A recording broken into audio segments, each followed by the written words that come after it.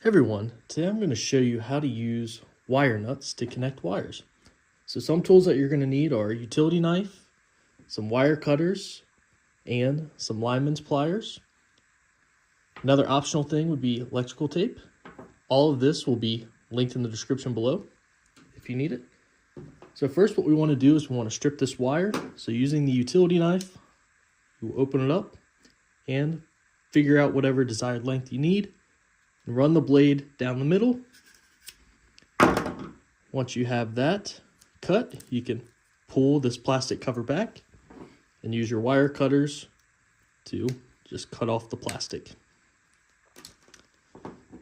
Next, that will expose the wires and this paper. What we want to do is we want to get this paper out of here just so it can get out of the way. So I just pull it back and peel it off. Pretty simple. If you can't do that, then just use your wire cutters or utility knife to cut it out.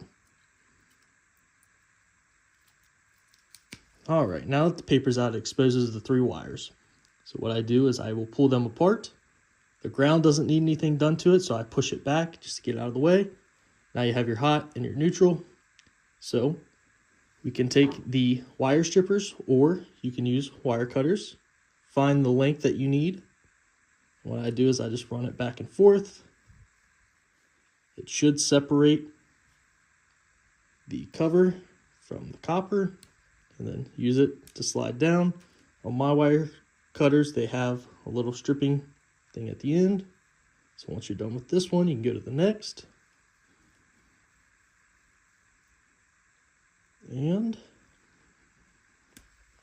perfect. Your wires are now ready to go.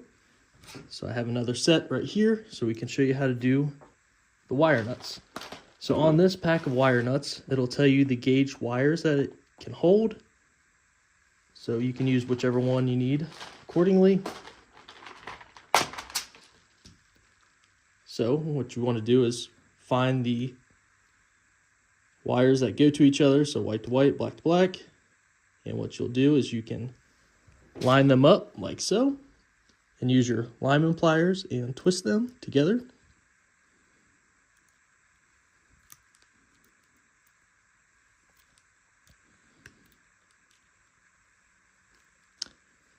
Once they're twisted together, you'll grab the wire nut that fits your size, and you want to twist it in the same direction.